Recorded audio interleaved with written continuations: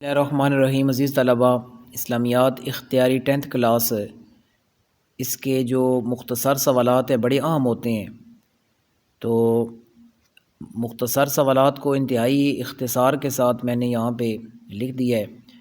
تو دیکھیں، یہ آیتوں میں سے بھی سوال پوچھے جاتے ہیں اور موضوعات میں سے بھی اور احادیث مبارکہ میں سے بھی اور گرامر میں سے بھی مختصر سوالات آتے ہیں۔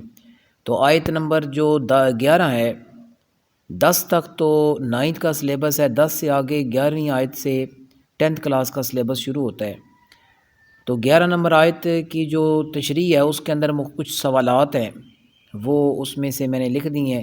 تقریباً یہی سوالات ماڈل پیپر کے اوپر بھی آتے ہیں، تو ان کو ہم پڑھیں گے۔ تو اگر ان سوالات کو آپ اپنے پاس نوٹ کر لیں یا ان کو زبانی یاد کر لیں تو یہ بہت فائدہ مند چیز ہے، اور پھر پیپر میں بہت آسانی ہو جائے گی، کیونکہ انہی سے متعلقہ جو سوالات ہوتے ہیں وہ پیپر میں آتے ہیں۔ تو آیت نمبر 11 میں سے ہم اہم سوالات آج پڑھیں گے۔ پہلا سوال یہ ہے کہ قیامت کے واقعات لکھیں۔ دیکھیں، سورت جب شروع ہوتی ہے تو اس کی ابتدا میں ہے کہ اذا السماء انفطرت، جب آسمان پھٹ جائے گا، تو پہلی نشانی یعنی کہ وہ آسمان پھٹے گا۔ وَإِذَا الْكَوَاكِبُ انتَثَرَتْ وَإِذَا الْبِحَارُ فُجِّرَتْ وَإِذَا الْقُبُورُ بُعْثِرَتْ۔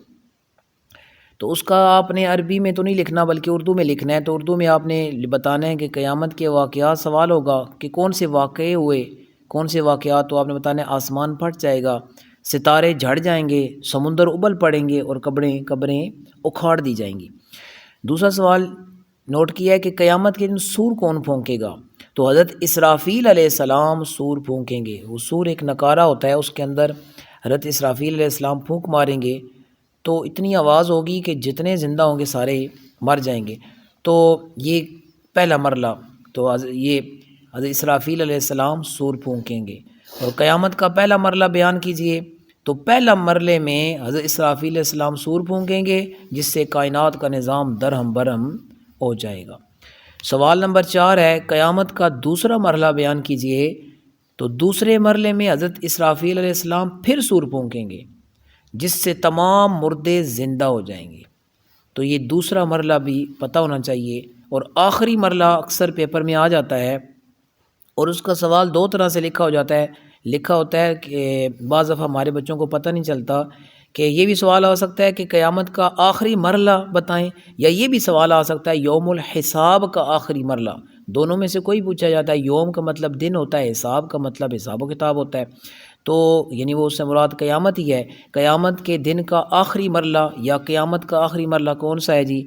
تو آپ نے جواب دینا ہے، آخری مرحلے میں نیک لوگ جنت میں جائیں گے اور برے لوگ دوزخ میں داخل ہوں گے۔ تو آخری مرحلے میں نیک لوگ جنت میں اور برے لوگ دوزخ میں، تو یہ آخری مرحلہ ہوگا۔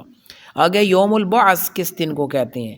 تو یوم کا میں نے آپ کو پہلے بتایا دن، بعث کا مطلب ہوتا ہے دوبارہ زندہ ہونا۔ جیسے ہم ایمان مفصل میں پڑھتے ہیں والبعث بعد الموت، مرنے کے بعد دوبارہ جی اٹھنا، دوبارہ زندہ ہونا، تو اس کو کہتے ہیں بعث۔